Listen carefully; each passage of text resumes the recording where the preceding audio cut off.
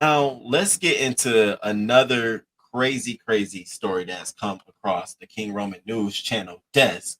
So, this woman, okay, do y'all know how sometimes when you're driving, like you have to be a road tripper, but you know sometimes when you come past those communities where they're not self serve, like they have to serve you. You when you pull up to your car up to get some gas, you can't get out to pump your own gas. They gotta pump it for you. Well, this older black woman, she was at in Oregon, okay? She drove her car up to get some gas and she pulled up right in line next to the next person. And the man looked at her and walked to the next one, like, girl, bye. What? Walked right to the next one. And she was like, well, what's going on here? I could see this being my TT. That's the problem. That's why this caught my attention. Well, what's going on here? So she rolled her window down. Excuse me, I'm next. What's going on? I want some gas. And he said, I'll get to you when I need to get to you. You can wait. So she, like me, got out the car and said, hold the fuck up, slow jam.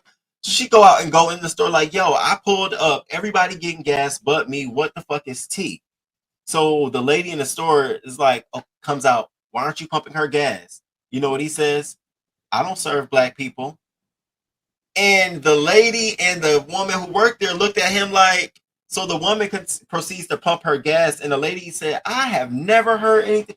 Are you? She's just appalled. So she get her gas pump. She leaves. And so over the course of 2 weeks, she tells her girlfriends, like, I can't believe it. Her girlfriend's like, you're really pressed about this. You really are. So they were like, what you gonna do about it? She's like, I gotta do something about it. I gotta do something about it. So she called the store multiple times and they never picked up, never responded back to her. So she got an attorney and launched a lawsuit on their ass.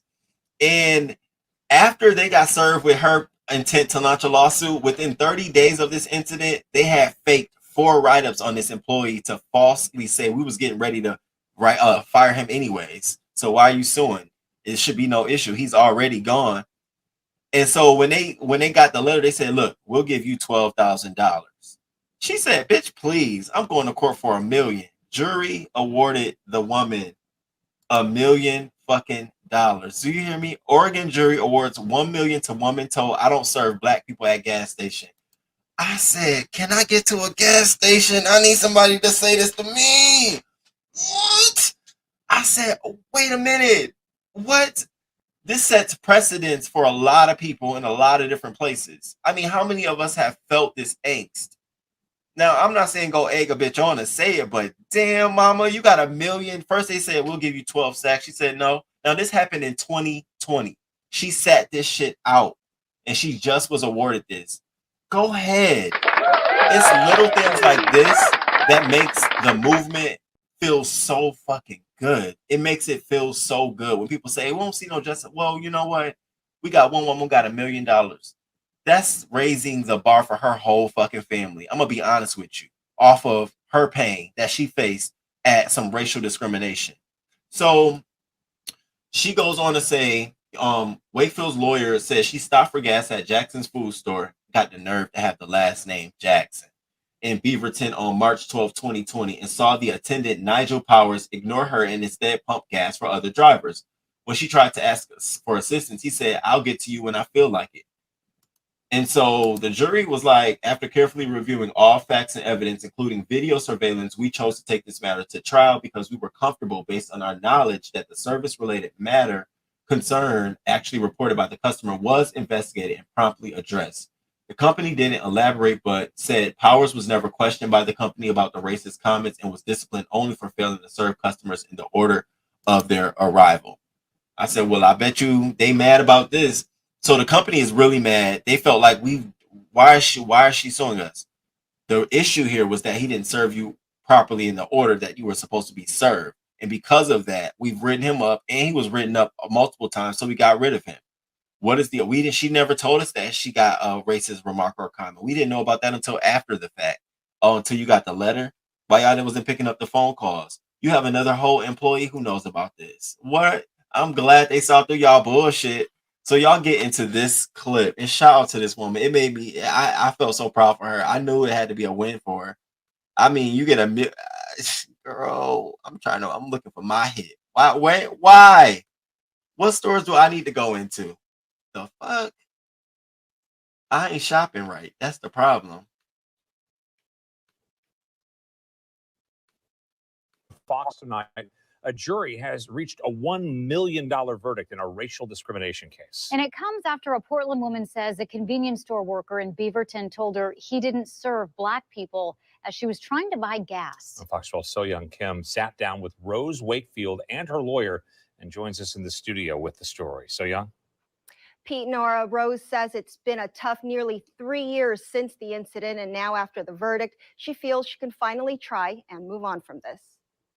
Rose Wakefield says what she experienced on March 12, 2020 is still difficult to talk about. It's humiliating, it's embarrassing, it's something that shouldn't have never happened. She says the Jackson's gas station in Beaverton is one she's been to many times before. I worked maybe 6 blocks from this station. On that particular day, she says she was refused service by a gas pump attendant. And I was ignored and racially attacked. She says she immediately filed a complaint with Jackson's Food Store's corporate office. But it didn't address the complaint, so at that point, I thought which I did get an attorney. We sued the companies that this guy worked for, and they offered $12,000 to settle a case.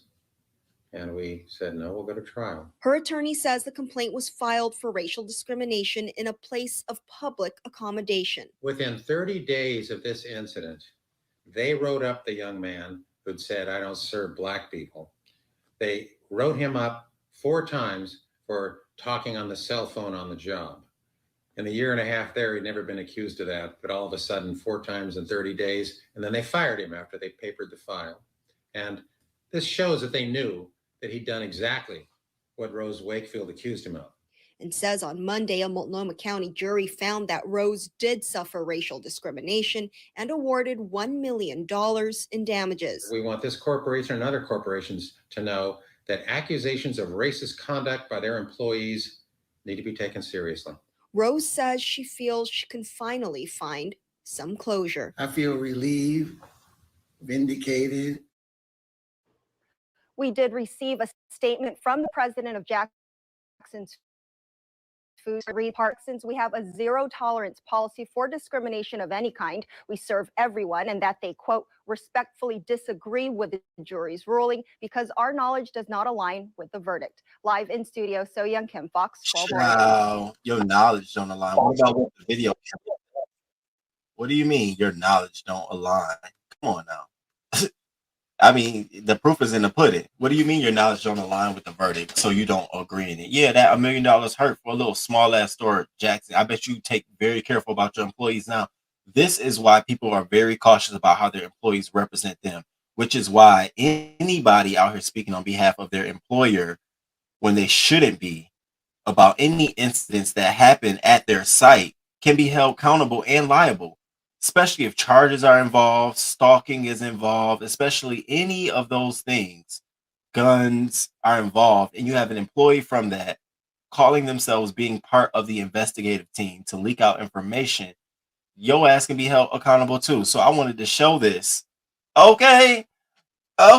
So you all know that it is. Hey, now listen, you better sit still and be quiet while you out here trying to be, let me give y'all some details and more parts of the story.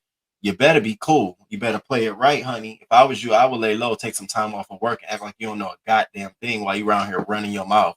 Now, that's another whole situation. But back to this story, I absolutely think that they did the right thing by letting him go. But I think the best thing was to get people where it hurts, economically and financially. Stick that motherfucker. Stick them. So shout out to being stuck. And shout out to the chat. Thank y'all for coming through and hit that like button, too. I appreciate y'all.